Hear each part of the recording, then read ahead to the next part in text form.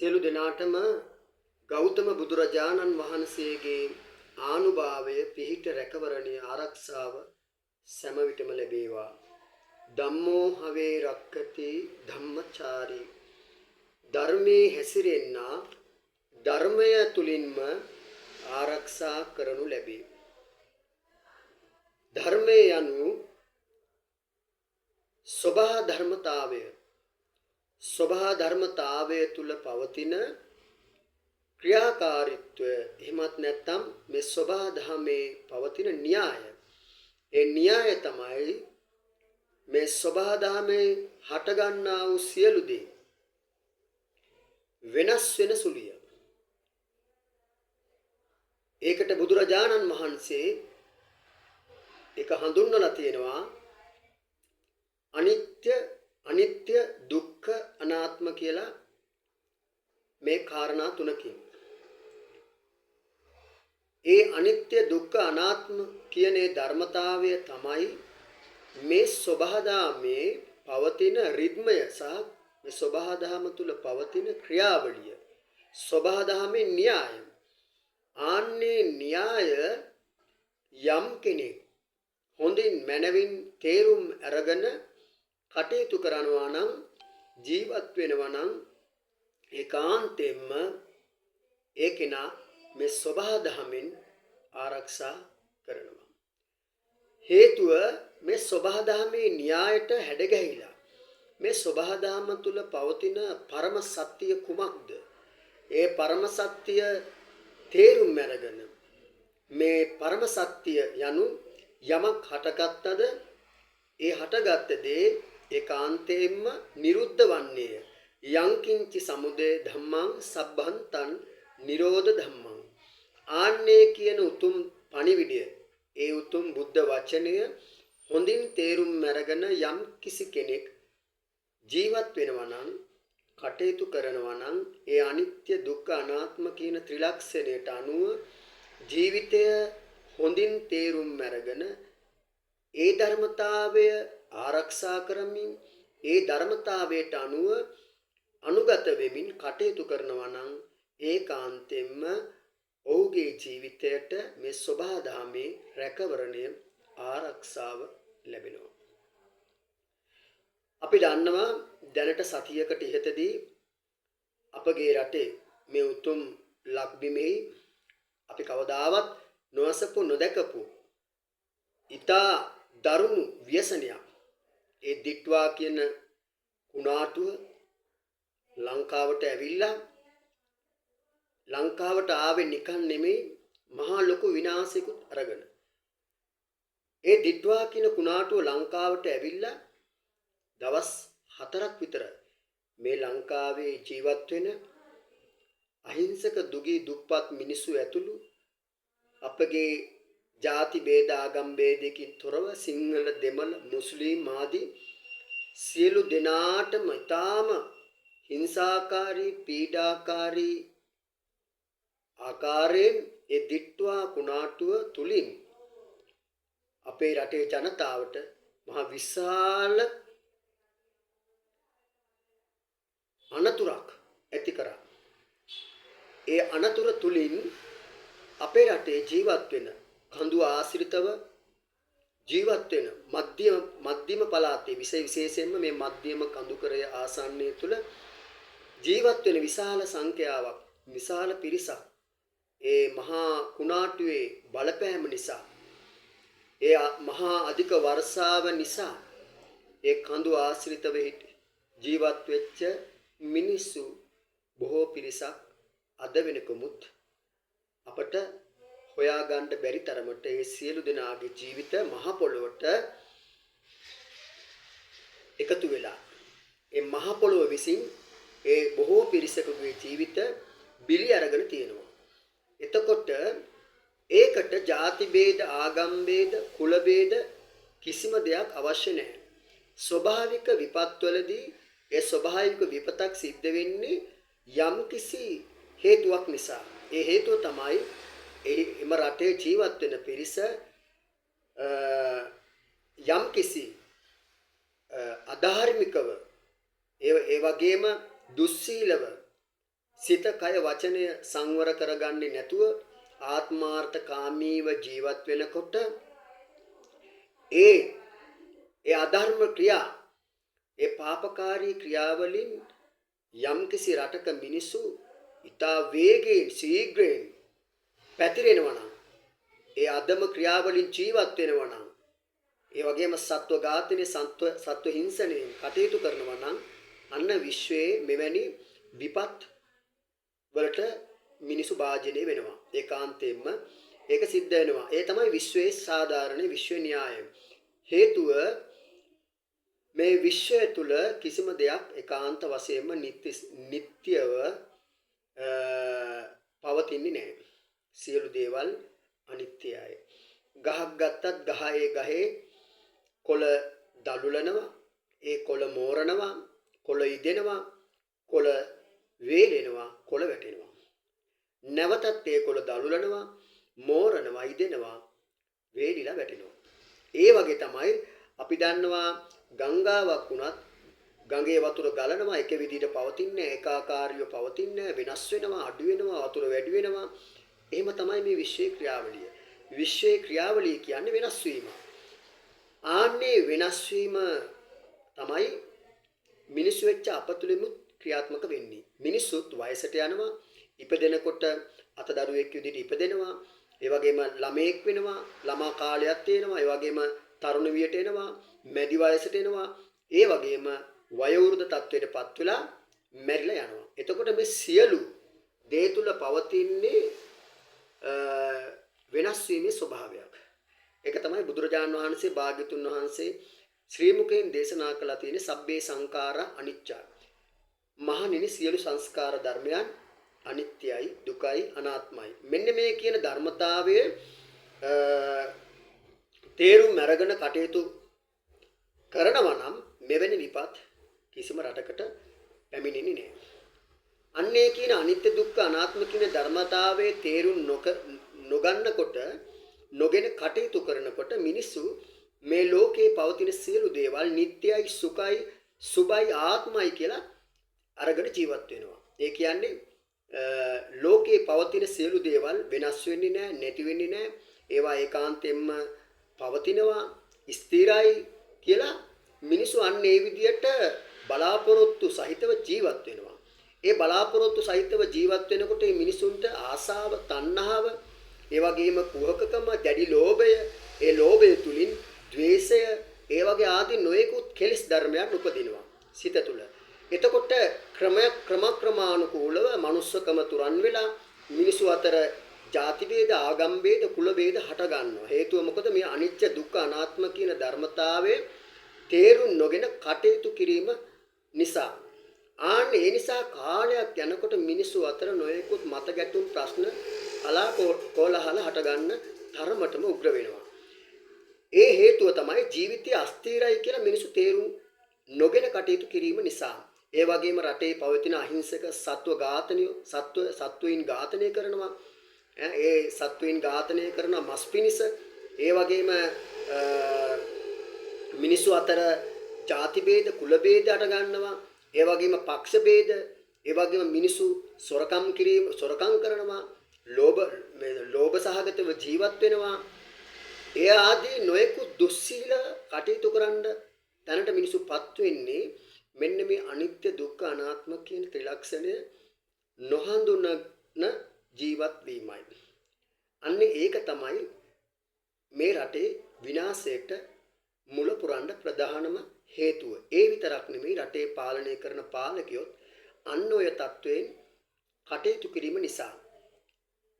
ඒ සියලු දේ මෙන්න මේ ස්වභාවික විපත් වලට ඒකාන්තයෙන්ම හේතු වෙනවා.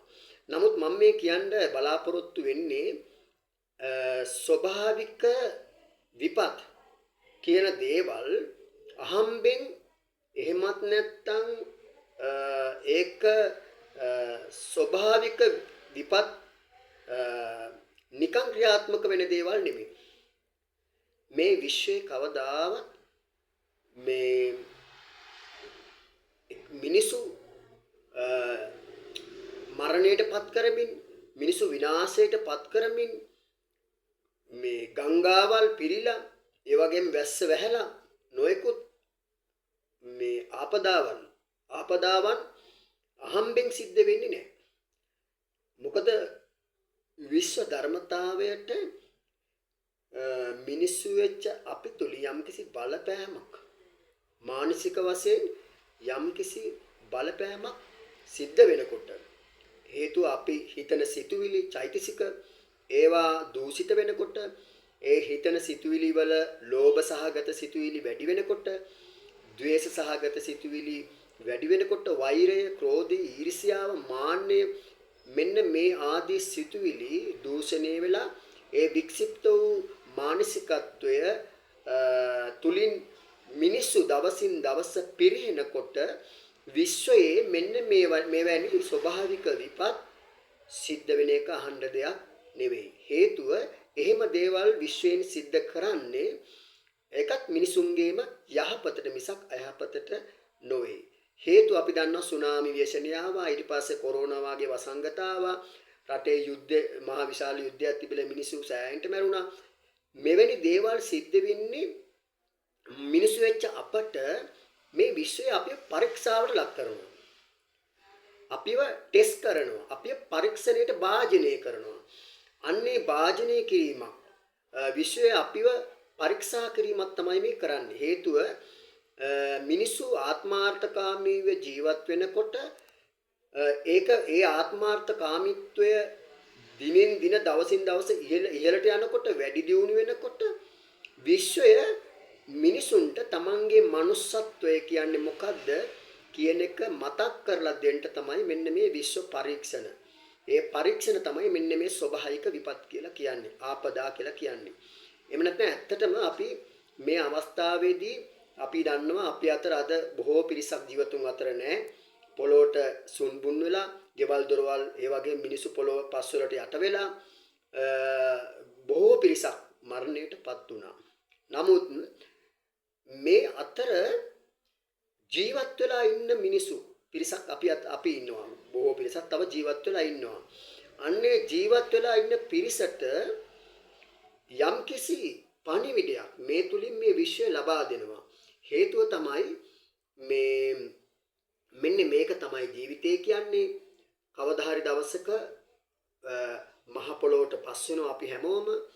මේ මහ පොළොවෙන් හැදුනේ මේ විශ්වයෙන් තමයි අපි නිර්මාණය වුනේ.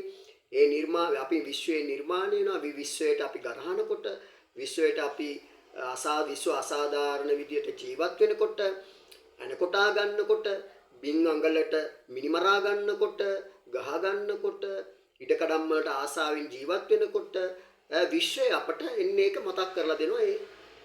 මේ මොකද්ද මේ manussත්වය කියලා මතක් කරලා දෙනවා. ඇත්තටම මිනිසෙක් වෙලා ජීවත් වෙන්න ඉපදෙන්න විශාල පිනක් තියෙන්න ඕනේ. මොකද මේ පරිණාමය වාදයේ ගත්තම සත්වයාගේ අවසානම පරිණාමය තමයි manussත්වය කියලා කියන්නේ. ඒ manussත්වයේ තුලින් තමයි ජීවිතේ කෙනෙකුට නතර කරගන්න පුළුවන් එකම අවස්ථාව. නිවන් දැකලා. ඉතින් එහාට පරිණාමවාදයක් මේ මේකේ සිද්ධ වෙන්නේ නැහැ. එතකොට මේ විශ්වය අපි දන්නවා තිරිසන් සත්තු වෙලා ඉපදුනාම නිවන් දකින්න බෑ, ජීවිතේ තේරුම් ගන්න බෑ, මේ විශ්වයේ පවතින ක්‍රියාවලිය මොකක්ද කියලා වටහා ගන්න බෑ, අනිච්ච දුක්ඛ අනාත්ම කියන ත්‍රිලක්ෂණය මොකක්ද කියන එකවත් කිසිම වෙන සත්ව කුලයකට තේරුම් ගන්න බැරි නිසා තමයි මිනිස්සෙක් කරලා විශ්වය අපිව නිර්මාණය කළේ මේ මහ පොළොවේ ජීවත් වෙන්න.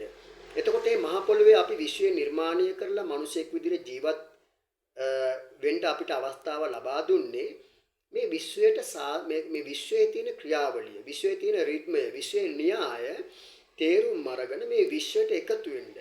මේ විශ්වයට සාධාරණය කරන්න. ඒ විශ්වයට කරන සාධාරණය තමයි මිනිස්සු මේ අනිත්‍ය දුක්ඛ අනාත්ම කියන ත්‍රිලක්ෂණය, මේ සියලු සංස්කාර ධර්මිය අනිත්‍යයි දුකයි අනාත්මයි කියන ධර්මතාවය මනවින් තේරුම් අරගෙන කටයුතු කරලා මෙන්න මේ සසරෙන් නිදහස් වෙන්න. මොකද ඒක වෙන කිසිම සත්වයකට කරන්න බෑ.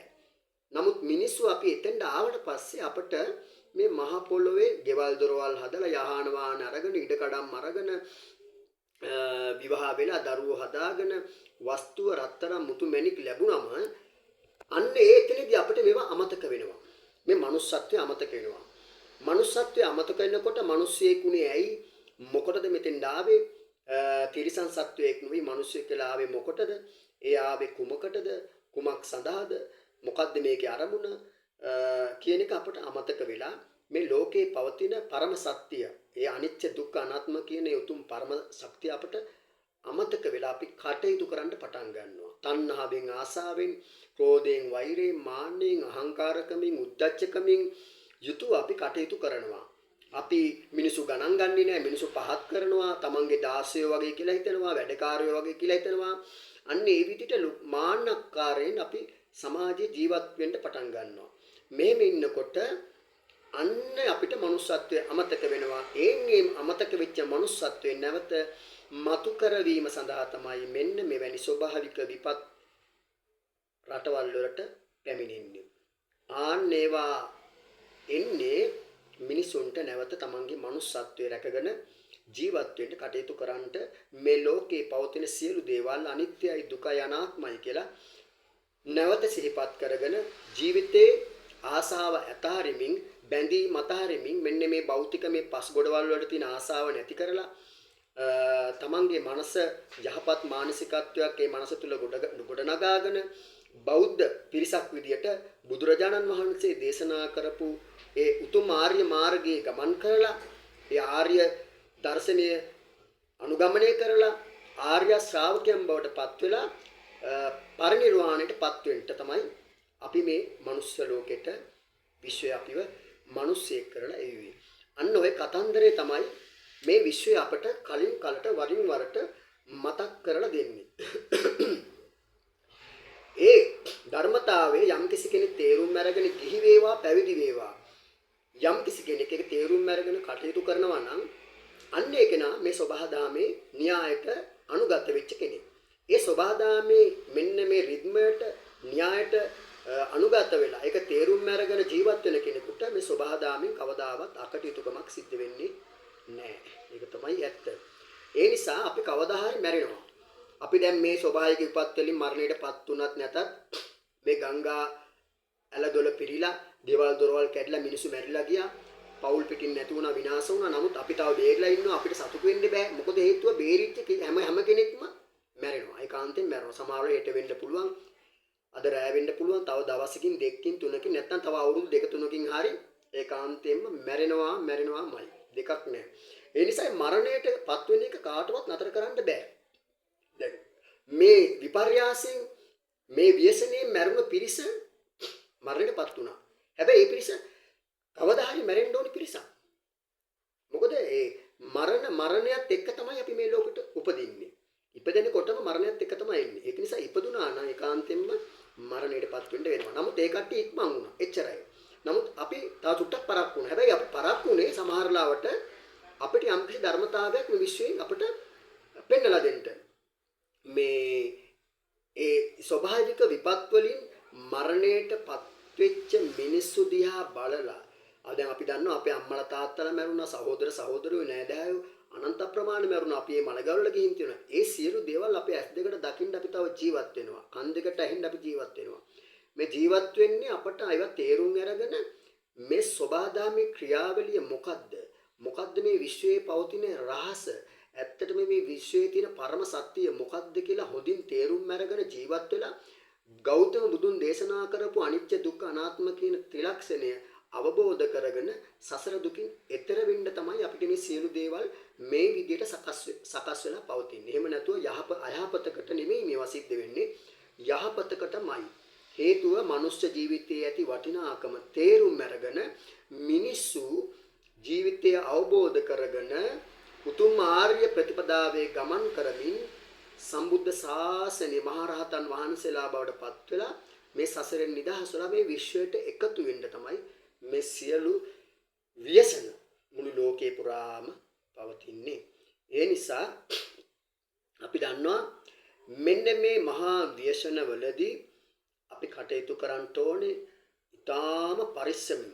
අපි මොකද මේ වගේ දේවල් වෙච්චම දැන් අපි දන්නවා මේ වගේ දේවල් වෙච්චම මේ රටේ නොයෙකුත් අසාධාරණ ඒ වගේම අයුක්ති සහගත දේවල් අපිට පේනවා, අපිට ඇහෙනවා, මාධ්‍ය තුලින් ඇහෙනවා, සමාජ මාධ්‍ය තුලින් ඇහෙනවා, රූපවාහිනියෙන් ඇහෙනවා, හැම තැනින්ම අපිට දකින්න ඇහෙන්න ලැබෙනවා. එතකොට අපි පරිසම් වෙන්න ඕනේ නැවත මෙවැනි ව්‍යසන මේ ලක්බිවට නොයන විදිහට අපි කටයුතු කරන්නේ කොහොමද? කොහොමද මේ ධර්මතාවයට අපි අනුව ජීවත් වෙන්නේ? එතකොට මේවා දිහා බලලා අපි මේ මිනිසුන්ට මේ වැරදි දැක්කත් අපිට වැරදි ඇහුණත් සමහර වෙලාවට අපි ඒවට ගරහන්න නැතුව විවේචනය නොකර නිന്ദා ආපාස නොකර ඒවට ද්වේෂය ඇති නොකරගෙන වෛර කරන්නේ නැතුව ඊර්ෂ්‍යා කරන්නේ නැතුව බොහෝම මධ්‍යස්ථ වේදිහා බලලා සානුකම්පිතව බලලා මේ මිනිසුන්ට අනුකම්පා කරන්නට වෙනවා. අන්න ඒ නිසා අපි හොඳින් තේරුම් ගන්න ඕනේ මේ විදියට කටයුතු නොකරොත් නැවත පෙරලා ආපහු මෙන්න මේ වගේ ව්‍යසන දැන් දවස් 4යි 5යි ওই ව්‍යසනය මේ රට තුල ඇති වෙලා මේ මහ විනාශයක් කරේ මිනිසු මහා පිරිසක් විනාශයට පත් කරේ දවස් 4කින් විතර ආපු කුණාටුවකින්. හැබැයි අපි නැවත අපේ සිත කය වචනේ අසංවර කරගෙන වෛරයෙන් ක්‍රෝධයෙන් ඉරිසියාවෙන් මේ මිනිසු දිහා බලලා කටයුතු කරන්නට විශ්වයේ පෙරලා නැවත අපිට ආයිමත් සැරයක් ළඟදීම ඔය වගේ අනතුරු ඇඟවීමක් ඇති කරන්න පුළුවන්. ආයිමත් ඔය වගේ ස්වභාවික විපතක් මොන විදියකට හරි මුහුණ ගොඩ ගන්නලා හරි එහෙම නැත්නම් වසංගත විදියකට හරි ආයි සුළඟක් විදියට හරි වර්ෂාපතනයක් විදියට හරි මොන විදියට හරි මේ සතර මහා භූතයා කිපිලා නැවත වාරයක් අපිට මේක ඩබල් ට්‍රිබල් වෙලා ආයිමත් අපට පරිසම් දෙන්න පුළුවන්. ඒ නිසා මේ අවස්ථාවේදී මිනිසු වෙච්ච අපි බොහෝම කල්පනාවෙන් ජීවත් වෙන්න ඕනේ කාලයක්. කිසිම කෙනෙක් කරන කියන දේවල් දැකලා අයහපත් දේවල් දැකලා ඒවට ද්වේෂය ඇති කරගන්න නැතුව ඒවට වෛර කරන්න නැතුව ක්‍රෝධ කරන්න නැතුව මධ්‍යස්ථව මේ මිනිසු මේ මිනිසු දන්නේ නැහැ ජීවිතය කියන්නේ මොකක්ද කියලා. මෙවැනි විවසනයක් ඇති වුණාම කටයුතු කරන්න ඕනේ කොහොමද ජීවත් වෙන්න ඕනේ කොහොමද මිනිසු දිහා බලන්න ඕනේ කොහොමද අවංක වෙන්න ඕනේ අව්‍යාජ වෙන්න ඕනේ කියලා අපි දන්න නිසා අපි ඒවා කිසිම කෙනෙක්ගේ දිහා සූරා කන්නේ නැහැ, හොරකම් කරන්නේ නැහැ, මංකොල්ල කන්නේ නැහැ.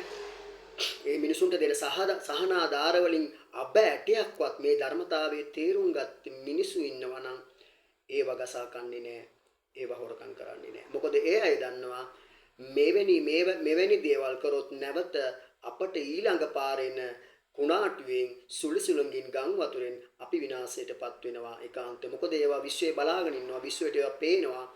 විශ්වයට හොරෙන් කිසිම දෙයක් කරන්න බෑ. ඒක තමයි හෘද සාක්ෂිය කියන්නේ. ඒක නිසා පරිස්සමෙන් අපි කටයුතු කරන්න ඕනේ. මිනිසුන්ට දෙන බඩු ගසා කන්න එපා. දැන් මේ අවස්ථාවලදී බොහෝ පිරිසක් මිනිසුන්ට උදව් උපකාර කරනවා. රටේ නොයෙකුත් ධනවතුන් ඒ වගේම මහා ව්‍යාපාරිකයෝ සමහරක් වෙලාවට රජයට කරන්න බැරි වෙච්ච දේවල් අපේ ව්‍යාපාරිකයෝ කෝටිපති ව්‍යාපාරිකයෝ ධනවතුන් ඒක ඉෂ්ට සිද්ධ කරන වෙලාවක්. එතකොට මිනිසුන්ට සනීප ආරක්ෂක ද්‍රව්‍ය දෙනවා, ඒ වගේ අත්‍යවශ්‍ය ආහාර ලබා දෙනවා, බෙහෙත් ඖෂධ ලබා දෙනවා, කෑම පාර්සල් දෙනවා, රෙදි වර්ග දෙනවා මිනිසුන්ට අඳින්න, එවැනි වතුර බෝතල් දෙනවා. ඒ වගේ මේ අත්‍යවශ්‍ය බඩු මිනිසුන්ට රට වටේම පුරාම මිනිසු ලබා දෙනවා. මෙන්න මෙවැනි මනුස්සත්වයේ තුලින් ක්‍රියාකාරීත්වය මෙවැනි මනුස්සත්වයේ ඇති කිරීම පිණිස තමයි මේ විශ්වය අපිව මේ පරීක්ෂණයට භාජනය කරේ. එහෙම නැතු අයහපතකට නෙමෙයි මේක කරේ මිනිස්සු අතර මේ මනුස්සත්වයේ එකමුතුකම සමගිය සහජීවනයේ ඇති කරන්නට විතරමයි. දැන් අපිට පේනවා මේ විපත් වෙච්ච දවසේ ඉඳලා මේ වෙනකොටත් මිනිස්සු තමන්ගේ ජීවිත පරදුවට තබපු අය බොහෝ පිරිසක් ඉන්නවා. අපි දන්නවා රණවිරුව විශේෂයෙන්ම අපේ රටේ ආරක්ෂා කරන පොලිසිය ත්‍රිවිධ හමුදාවාදී මේ රණවිරුව විශාල දුකක් වින්දා මේ මිනිස්සු අහිංසක මිනිස්සු බේරගන්න ජලයේ ගිහිල්ලා ඒ අයගේ ජීවිතවත් බිල්ලට දීලා ජීවිතය ගැනවත් නොසිතා මේ තමන්ගේ ජීවිතය විනාශ කරගෙන නැති කරගෙන මිනිසු බේරගන්නට මහා කැපකිරීමක් කරා අපේ රණවිරුවෝ.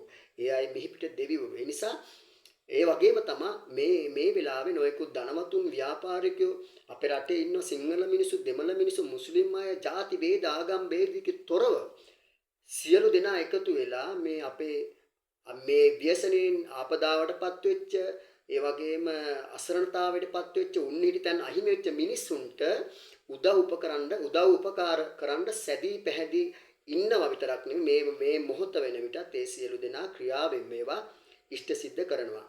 ඒ නිසා ඒ සියලු දෙනාට තවමත් අපි ගරු කරන්න ඕනේ. මොකද අපිට කරන්න බැරි වෙච්ච දේවල් ඒ අය කරන නිසා අපි අයට নমස්කාර කරන්න ඕනේ. ඒ අයට අගෞරව කරන එක නෙමෙයි හරි, නිඳා කරන එක නෙමෙයි අඩුපාඩු වෙලා. ඒ අය විවේචනය කරන එක නෙමෙයි නිවැරදි. ඒ අය කරන දේ බල සාදුකාර දෙන්න තමයි තියෙන්නේ. ඒ නිසා ඔය අතර පිටරට ඉන්න අපේ තරුණයින් විශාල ප්‍රමාණයක් මේ මව්බිමේ ජීවත් වෙච්ච අපේ තරුණයින් විශාල අය පිරිසක් මුදල් ලැබනවා.